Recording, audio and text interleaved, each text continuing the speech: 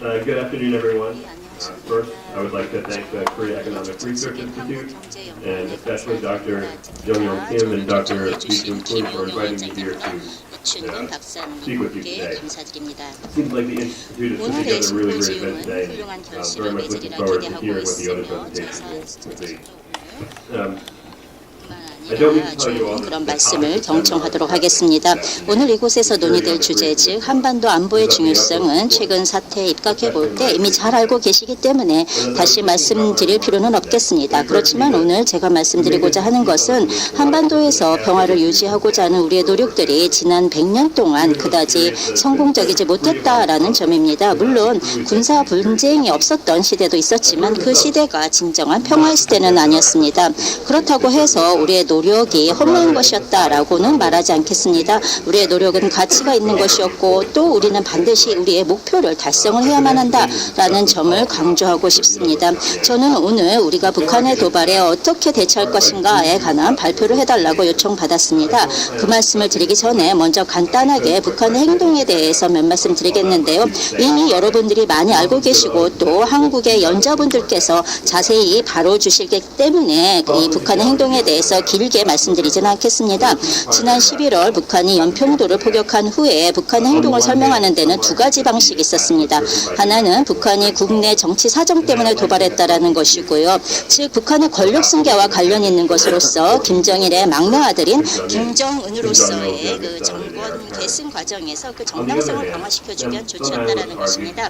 다른 한편으로는 김정일이 미국과 한국을 아니면 또는 압박을 가해서 한미 양국을 협상 테이블로 끌어내고 새로운 양국을 받아내기 위한 조치였다라고 하는 주장입니다. 이와 같은 전술을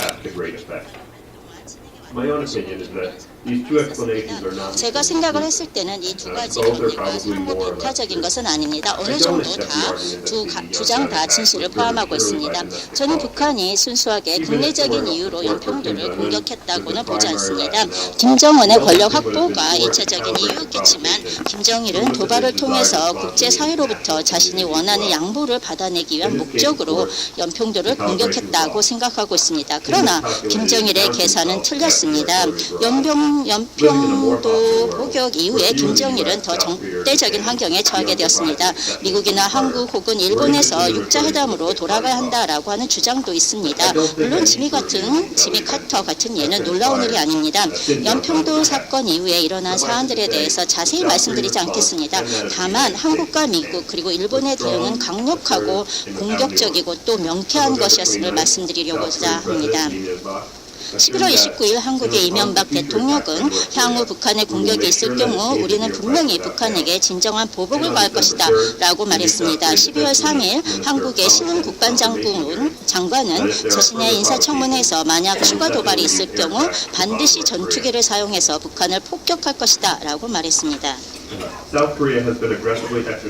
대한민국은 미국과 더불어 혹은 단독적으로 공세적인 군사훈련을 실시했습니다.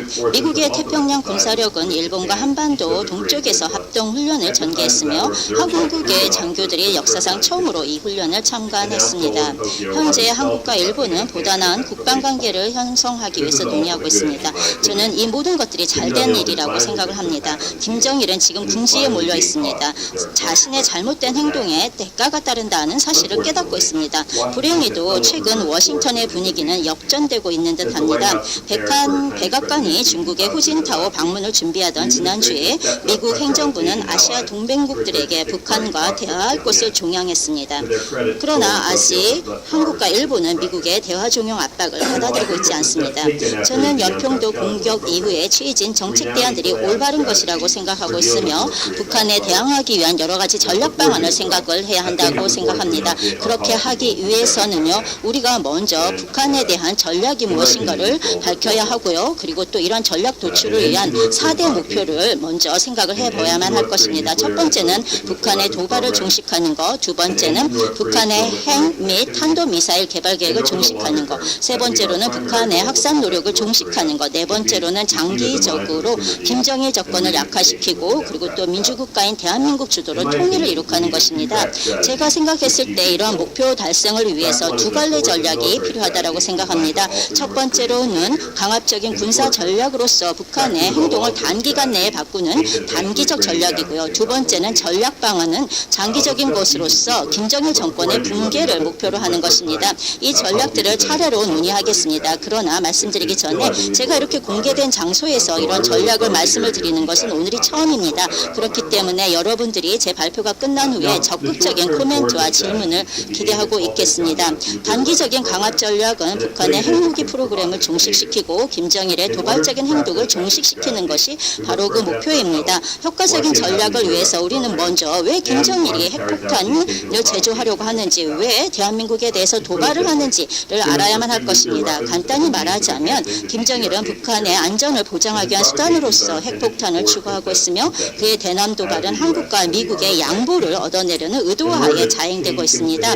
김정일의 행동을 바꾸기 위해서 우리는 김정일의 전략무기 및 공격적 행동에 대한 계산법을 바꾸어 놓아야만 합니다. 달리 말씀드리자면 우리는 김정일에게 그가 보유한 핵폭탄은 안전을 보장하는 것이 아니라 자신을 더 위험하게 만든다는 사실을 확신시켜야만 합니다. 어떻게 그렇게 할 수가 있을까요? 첫 번째로 미국과 일본 그리고 한국에 대한 포괄적 핵 억제 노력을 결코 포기하지 않을 것이다 라는 점을 분명히 해야만 합니다. 미국은 대통령과 국방장관, 국무장관은 항상 이 점을 명백히 반복해서 발표해야만 합니다. 미국과 한국, 일본의 체결한 상호 방위 조약을 준수해야만 합니다. 미국은 북한이 단행하는 한국과 일본에 대한 어떤 공격도 미국 자체를 향한 공격으로 간주하며 북한이 한국과 일본을 향한 핵 공격에 대해서도 핵무기로 보복하겠다라는 점을 명확히 해야만 할 것입니다.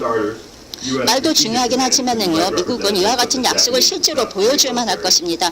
우선 미국의 전략사령부는 한국과 일본의 군사 대표들을 정기적으로 초대해서 전략공군사령부에서 브리핑을 해줘야만 합니다. 이와 더불어서 미국은 일본과 한국의 핵시설을 건설할 수 있으며 뿐만 아니라 미사와와 한국의 공군기지, 오산 공군기지에 B-2 폭격기를 설치할 수 있을 것입니다. 미국 지도자들은 북한의 핵무기 때문에 세로에 이러한 핵 억제에 초점을 맞추게 된 것이라는 점을 분명히 밝혀야만 합니다. 미국의 전략이 이렇게 바로 김정일 때문에 바뀌었다라는 점을 분명히 밝혀야만 합니다. 마찬가지 맥락에서 우리는 김정일에게 도발은 결코 양보를 이끌어지 못할 것이다 라는 점을 명확히 주지시키도록 해야만 할 것입니다. 먼저 고든 찰든이 작년 11월 포브르시지 기고문에서 언급했던 것처럼 우리는 북한이 작년 5월 1953년에 휴전협정을 더 이상 지키지 않겠다라고 얘기한다라면은 그러한 점에 우리가 주목을 해야만 하고, 그리고 또 마찬가지로 우리도 더 이상 휴전협정을 준수하지 않을 것이다 라는 것을 명확히 할 것을 제안하였었습니다. 북한이 남한에 대해서 또다시 도발할 경우 한국과 미국은 즉각 반격해야만 합니다. 만약 북한의 군함이 한국의 군함을 공격한다면 미국과 한국은 북한의 군함이 출항할 기지를 공격해야만 합니다. 만약 북한이 연평도를 다시 공격한다면 한미 양국은 전투기를 동원해서 그 포대와 군수기지를 공격해야만 할 것입니다. 만약 추가 도발이 있다면 한미 동맹은 더욱 강력하게 보복해야 마땅합니다. 그리고 또 이러한 것은요, 광범위한 의미에서 북한이 자국의 국경 밖에서 군사작전을 수행할 수 있는 능력을 점진적으로 약화시키는 것입니다. 뿐만 아니라 북한의 미사일 발사대, 전투기 그리고 방사능 유출을 고려해서 핵시설 등을 저희가 반격할 수 있을 것입니다. 이러한 군사작전의 목표는 궁극적으로는 북한의 군사적 투사 능력을 제거하는 것이 되겠고요. 이러한 캠페인은 이중적인 이익이 있습니다. 즉 첫 번째로는 한국 안보에 대한 위협을 경감시키고, 두 번째로는 김정일이 그 대한민국을 공격하려 할 때 다시 생각하게 할 수 있는 그런 기회를 주는 것입니다. 물론 저도 이와 같은 행동을 단행하기 위해서는 이어만 간수해야 한다라는 사실을 알고 있습니다. 그리고 또한 지금 현재 DMZ 비무장지대를 경계로 해서 북한은 북방에 수천 문의 대포를 보유하고 있습니다. 그리고 그 중에 있어서 많은 수백 문의 대포는 서울을 공격할 수 있습니다. 그러나 김정일은 합리적인 행위자입니다. 무엇보다도 자신의 정권의 생존 그리고 자신의 생존 문제를 고려할 것입니다. 재래식이든 핵공격이든 북한이 한국에 대해 대규모 공격을 가한다면 그것은 필연적으로 전쟁이 될 수밖에 없습니다. 그래서 전쟁이 끝난 이후에 북한은 더 이상 존재하지 않을 것입니다. 김정일 정권은 더 이상 존재하지 않을 것이며 때문에요. 그 김정일 스스로가 북한 자체를 멸망시키게 될 것이다라고 하는 것을 김정일 모두 잘 알고 있습니다. 그렇기 때문에 한미 동맹의 군사 작전에 대해 우리가 두려워하는 것처럼 말은 과격하게 할지 몰라도 행동은 대단히 자제할 것임이 분명합니다. 그렇기 때문에 우리가 이런 전략을 생각할 수 있는 것이죠. 김정일이 합리성을 가지고 있다는 점 때문에 내가 말한 전략은 효과가 있을 것입니다. 한미 동맹이 자신의 도발에 대해 양보하지 않고 군사력으로 맞대응을 한다면 궁극적으로 한미 양국이 북한의 군사력을 고갈시킬 수 있다면 그리고 그 결과 앞으로 더 이상 공격적인 행동을 가할 수 없게 될 거라는 점을 김정일이 깨닫게 된다라면 김정일은 결국 그의 핵무기가 효과가 없다는 사실을 알게 될 것이고 그리고 또한 자신의 목적을 달성하기 위해 다른 방법을 강구할 것입니다. 일이 잘 진행된다라고 한다라면은요, 우리는 그 김정일은 자신의 도발과 핵무기가 무용지물이라는 것을 알게 될 것이고요. 그렇게 된다라면 큰 변화가 일어날 것입니다. 첫째, 우리는 천안함 또는 연평도 포격 사건과 같은 도발을 다시는 당하지 않을 것이고요. 그리고 두 번째, 우리는 김정일이 특정한 경제적 정치적인 대가를 제공한다라면 플루토늄과 우라늄을 통한 핵무기 개발을 포기할 것이다 라고 하는 것입니다. 바로 이 시점에서 우리가 협상 테이블로 돌아가서 문제를 원칙적으로 해결할 수가 있는 것입니다.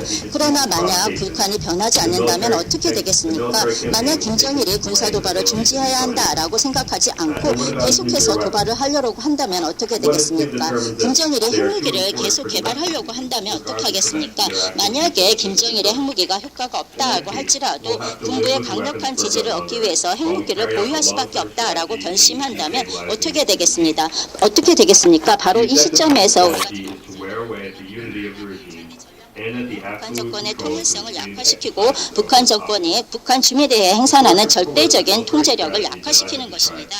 제가 말씀드린 이런 단기적인 강압적 군사 전략은 이와 같은 장기적 노력에 일조할 것입니다. 한미 동맹군의 지속적인 작전으로 군사력이 약한 데였음을 인식하는 북한의 군부는 북한 지도자 정책에 의문을 품게 될 것입니다. 장기적으로 경제 및 정보 작전은 김정일 정권을 약화시키는 데 있어서 굉장히 중요합니다. 여러분 모두 잘 알고 계시겠지만은요, 북한의 불법 행위들, 예를 들어서 위조 지폐나 마약 판매, 가짜 담배 제조 등에 대해서 잘 알고 계실 것입니다. 미국의 분석가인 브루스 베톨은 이와 같은 프로그램들은 핵무기 프로그램 및 다른 프로그램과 더불어 북한 통치자들의 호사스러운 생활을 지탱해주는 중요한 방안이 되고 있다라고 말했습니다. 또 조선일보에 따르면 2008년에 북한은 1억 달러 이상의 고급 술, 자동차 그리고 다른 사치품들을 구입했다고 밝혔습니다.